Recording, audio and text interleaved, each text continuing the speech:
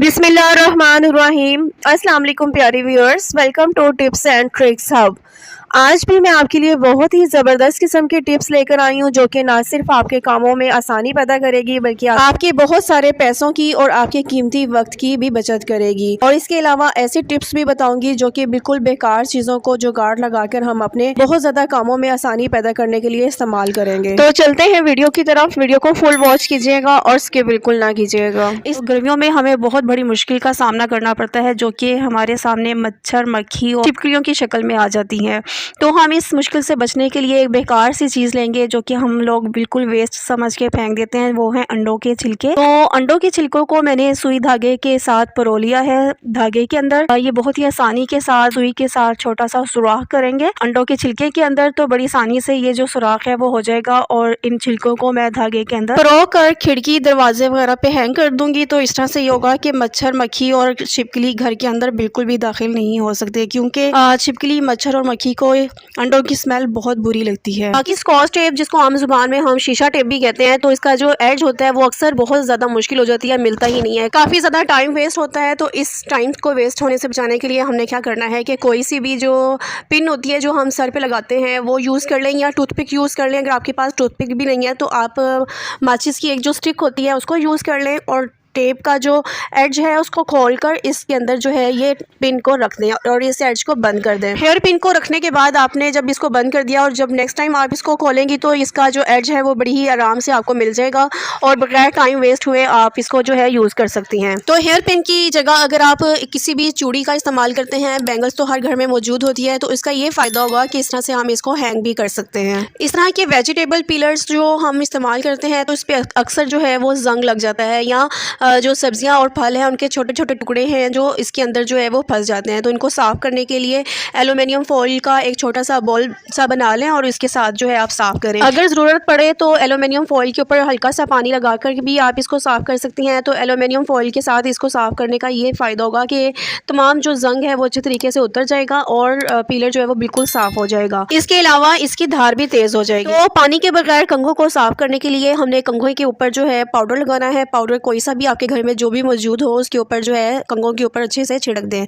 और अब इसके बाद जो है कोई भी जो वेस्टेड टूथ ब्रश होता है उसके साथ आप इसको बाहर की साइड पे जो इसके दंदे हैं उसके बाहर की साइड पे जो है इसकी मैल कुचैल को निकालती जाएं, तो कंघे जो है वो बिल्कुल साफ़ सुथरे हो जाएंगे और आपको पानी के बगैर भी कंघे जो है वो आप इनको साफ़ कर सकती हैं और जो सारी मैल कुचैल जो है वो पाउडर में निकल के बाहर आ जाएगी। शूज़ को चमकाने के लिए शूज़ शाइनर जो हम मार्केट से महंगे तरीन ख़रीद कर लाते हैं, तो घर में मौजूद ऐसी चीज़ों के साथ हम शूज़ शाइनर ख़ुद से बना सकते हैं कि जो कि बहुत ही ज़बरदस्त किस्म के होंगे और आपके शूज़ जो है वो बिल्कुल चमकदार ऐसे हो जाएंगे कि जैसे बिल्कुल न्यू होंगे। तो इसके लिए आपने क्या करना है कि पुरानी कोई सॉक्स ले लें और उसके साथ जूतों को, शूज़ को अच्छे तरीके से साफ़ कर लें। पहले तमाम जो डस्ट है वो ख़त्म कर लें इसके ऊपर से, और उसके बाद जो है आपने किसी भी डिस्पोजेबल बर्तन में या कोई वेस्टेड आपने कोई बर्तन रखा हुआ है तो उसके अंदर आपने 1 चम्मच जो है वो कुकिंग ऑयल डाल लें या सरसों का तेल डाल लें और 1 ही चम्मच आपने इसके अंदर सिरका शामिल करना है और दोनों चीज़ों को अच्छे से मिक्स कर लें। मिक्स जो है आपने थोड़ा इसको ज़्यादा अच्छे तरीके से करना है ताकि दोनों चीज़ों जो है आपस में यकजान हो जाएं।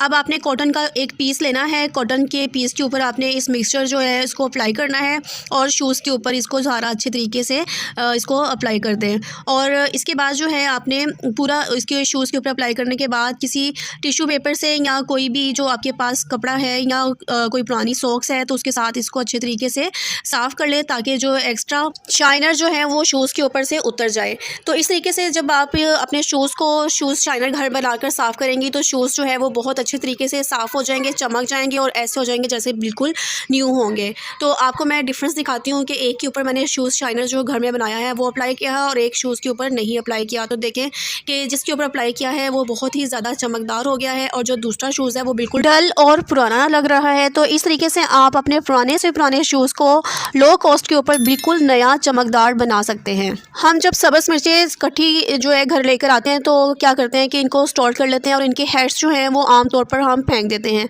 लेकिन आज मैं आपको एक बहुत ही ज़बरदस्त टिप बताऊंगी कि जिसको हम इन हेड्स को यूज़ करेंगे और बहुत ही इनका ज़बरदस्त सा फ़ायदा उठाएंगे। तो आपने क्या करना है कि तमाम सब्ज़ मिर्चों के जो हेड्स हैं उनको सेपरेट कर लें और इन हेड्स को जो है आपने किसी भी पानी के अंदर अंदर बाउल के अंदर पानी डाल दें और इसको इन हेड्स को उस पानी के अंदर डिप कर दें।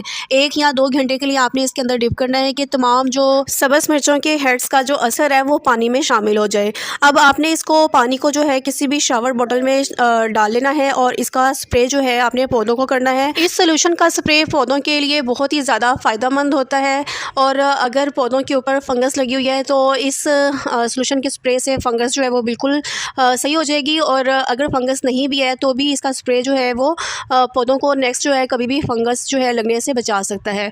तो अगर आपको मेरी टिप्स अभी तक पसंद आ रही हैं तो वीडियो को लाइक कर दिया करें और चैनल को सब्सक्राइब कर दिया करें। ये आपकी तरफ से हमारी मेहनत का इनाम होता है और ये बिल्कुल फ्री होता है। तो चलते हैं नेक्स्ट टिप की। प्याज जब हम काटते हैं आम छुरी के साथ तो क्या होता है कि इसकी बहुत ही मोटी जो लेयर है वो उतरती है। तो हमें जैसा कि सलाद वगैरह में बहुत ही बारीक और थिन इसकी लेयर चाहिए होती है। तो इसके लिए आपने क्या करना है कि जो कटर हम आम यूज़ करते हैं आलू के छिलके उतारने के लिए या किसी भी सब्ज़ी के छिलके वगैरह उतारने के लिए, तो उसके साथ जब हम प्याज को छीलेंगे तो इसकी बहुत ही थिन लेयर कटेगी और सलाद में बहुत ही ये थिन लेयर जो है प्याज की अच्छी लगेगी। इसी तरह से बंद गोभी को भी जब हम आम छुरी के साथ काटते हैं तो ये भी बहुत ज़्यादा इसकी जो लेयर्स हैं वो मोटी होती हैं तो सलाद में ये अच्छी नहीं लगती। तो इसके लिए भी जो कटर है उसको हम यूज़ करेंगे तो कटर के साथ जब हम इसको काटेंगे तो इसकी भी बहुत बारीक लेयर उतरेगी और इस तरह से जो सलाद है वो बहुत ही मज़े की बनेगी और दिखने में भी अच्छी लगेगी। एक साफ़ सुथरे बर्तन के अंदर आपने हाफ चम्मच नमक डालना है। नमक में क्लीनिंग प्रॉपर्टी होती है, दांतों की बहुत अच्छे तरीके से सफाई करेगा और हाफ चम्मच इसमें फिटकरी डाल देनी है और इसके बाद आपने 4th जो क्वार्टर चम्मच होता है उसका आपने दालचीनी का शामिल कर देना है। ये तीनों पाउडर्स को अच्छे तरीके से मिक्स कर लें। ये बहुत ही ज़बरदस्त किस्म का मंजन बनकर रेडी हो जाएगा। चाहे तो आप इसको फिंगर के ऊपर लगाकर दांतों पे अप्लाई करें और अगर आप इस तरह से यूज़ नहीं करना चाहते तो इसका कुछ हिस्सा ले लें और इसके अंदर अच्छे तरीके से जो भी आप टूथपेस्ट यूज़ करते हैं वो टूथपेस्ट इसके अंदर डाल दें। इसको अच्छी तरीके से टूथपेस्ट के साथ में मिक्स कर लें। अभी इस पाउडर और पेस्ट के मिक्सचर को आपने अपने टूथब्रश पे लगाना है और जिस तरह रेगुलर वे में आप अपने टीथ साफ़ करती हैं टीथ साफ़ कर लें। इस तरह से आपके दांतों में अगर दर्द है, इन्फेक्शन है या दांत बहुत ज़्यादा पीले हैं, काले हो गए हैं तो साफ़ सुथरे हो जाएंगे और अगर दर्द है तो वो दर्द भी ठीक हो जाएगी।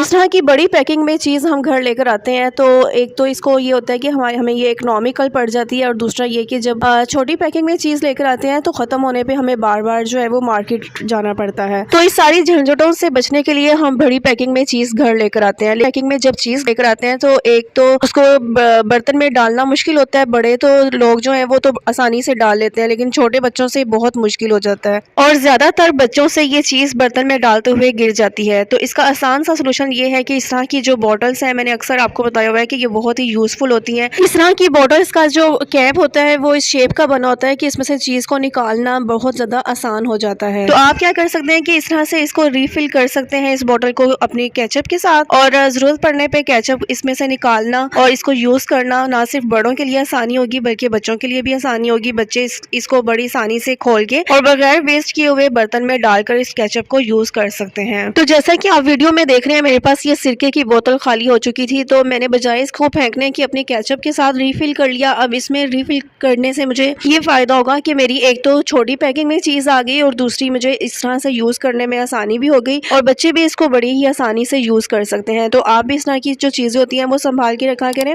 वेस्ट बिल्कुल ना किया करें। ये कहीं ना कहीं हमारे काम आ जाती हैं और बहुत ही यूज़फुल साबित होती हैं। आज की मेरी टिप नंबर 2 भी इसी बेकार से जुगाड़ लगाने की ही है। तो इस तरह की पैकिंग हमारी अक्सर फूड के साथ आ जाती है। जब हम फूड डिलीवरी करवाते हैं तो इस तरह की पैकिंग अक्सर हमारे पास कंटेनर जो है वो आ जाता है। तो इसको हम क्या करते हैं, यूज़ करते हैं और वेस्ट करके समझ के फेंक देते हैं, जबकि ये छोटी छोटी पैकिंग हमारी बहुत ज़्यादा यूज़फुल होती है। तो इस तरह की केचप जो है हम लोग अपने बच्चों को लंच बॉक्स वगैरह में देते हैं लेकिन उनको खोलना, इस पैकिंग को खोलना बहुत मुश्किल होता है। तो आप क्या कर सकते हैं कि इस तरह के जो कंटेनर होते हैं उनको संभाल के रखा करें और इसमें अपनी जो केचप है वो डाल के बच्चों के लंच बॉक्स में इस बॉक्स को रख सकते हैं। तो इस तरीके से बच्चों को इन बॉक्सेस को खोलना और यूज़ करना बहुत ज़्यादा आसान हो जाएगा और बगैर वेस्ट किए हुए वो केचप को यूज़ कर सकते हैं आसानी से। इस तरह की चॉकलेट स्प्रेड या जैम वाली बॉटल्स जब हम घर लेके आते हैं तो इनको खोलना कभी कभी बहुत ज़्यादा मुश्किल हो जाता है। तो होता क्या है कि फूड को प्रिजर्व करने के लिए बहुत सारी चीज़ें इस फूड में शामिल की जाती हैं, तो जिसकी वजह से इस कंटेनर के अंदर काफ़ी ज़्यादा एयर जो है वो प्रोड्यूस हो जाती है और जब हम इन बॉटल्स को खोलने लगते हैं तो एयर जो प्रोड्यूस हुई होती है उसकी वजह से अंदर जो है वो प्रेशर होता है और हमारी बॉटल जो है वो खुल नहीं पाती। तो उसका आसान तरीन ये हल है कि आप नीम गर्म पानी किसी बर्तन में लें और इस बोतल को उल्टा, जिस तरह से मैं आपको वीडियो में शो कर रही हूँ, रख दें।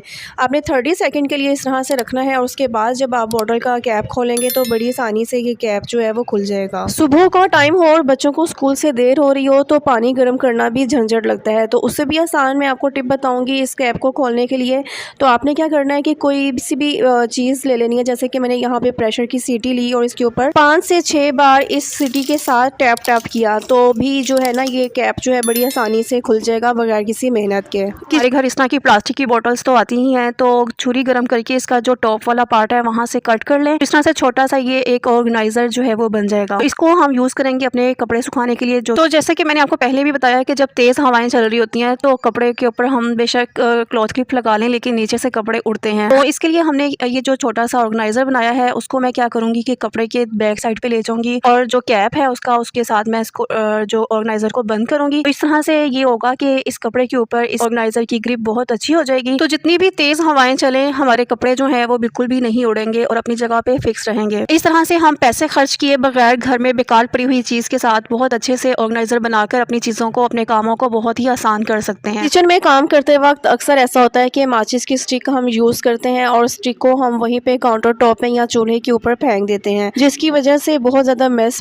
जो है वो किचन में लगना शुरू हो जाता है। तो इससे बचने के लिए हमने क्या करना है कि एक मैच बॉक्स लेना है जिसकी हमने स्टिक्स यूज़ कर ली होंगी। तो इस मैच बॉक्स को तो वैसे भी हमने फेंकना था, तो इसको हम यूटिलाइज करने के लिए क्या करेंगे कि इस दूसरी जो स्टिक्स वाली मैच बॉक्स होगी उसके साथ अटैच कर देंगे किसी भी टेप के साथ। डबल साइडेड टेप ले लें या दूसरी टेप ले लें। उसके बाद जो है ना इसकी स्टिक्स को जब हम यूज़ करेंगे तो बजाय इसको काउंटर टॉप पे फेंकने के हम दूसरी जो खाली वाली मैच बॉक्स होगी उसके अंदर डाल देंगे। इस तरीके से काफ़ी हद तक हम किचन को साफ रख सकते हैं। बच्चियां जब काम स्टार्ट करती हैं तो उनके लिए सबसे बड़ा जो रोटी बनाने के लिए मुश्किल आती है वो अच्छा पेड़ा बनाने में मुश्किल आती है। तो जबकि अच्छी रोटी बनाने के लिए हमें ना सिर्फ अच्छा आटा गूंदा हुआ हो बल्कि ये जो रोटी बनाने के लिए हम पेड़ा बनाते हैं ये भी अच्छा बनना चाहिए। तो आज मैं आपको टिप बताऊंगी कि आप एक ग्लास की मदद से बहुत आसानी से कैसे बहुत अच्छा सा पेड़ा बना सकती हैं। तो आपने जितने आटे का पेड़ा बनाना है वो ले लें और ग्लास ले लें और राउंड शेप का ग्लास होना चाहिए। तो इस तरीके से आप जब राउंड करेंगे 2 से 3 मिनट के अंदर अंदर आपका पेड़ा बहुत ही अच्छा सा बन जाएगा। ये टिप उन लोगों के लिए नहीं है जो कि एक्सपर्ट हैं और वो तो बड़ी आसानी से पेड़ा बना सकती हैं, बल्कि ये टिप उन बच्चियों के लिए है जिन्होंने काम स्टार्ट किया है और उनको अच्छा पेड़ा नहीं बनाना आता है। तो इस तरीके से आप बगैर किसी मुश्किल के बहुत ही अच्छा सा पेड़ा बना सकती हैं। उम्मीद करती हूँ कि आज की वीडियो आपको पसंद आई होगी। अगर वीडियो पसंद आई है तो प्लीज़ वीडियो को लाइक, शेयर और कमेंट ज़रूर कीजिएगा। चैनल पे न्यू है तो चैनल को सब्सक्राइब भी कीजिएगा। मिलते हैं नेक्स्ट वीडियो में। अपना बहुत ख्याल रखिएगा, मुझे अपनी दुआओं में याद रखिएगा। टिल देन टेक केयर, अल्लाह हाफिज़।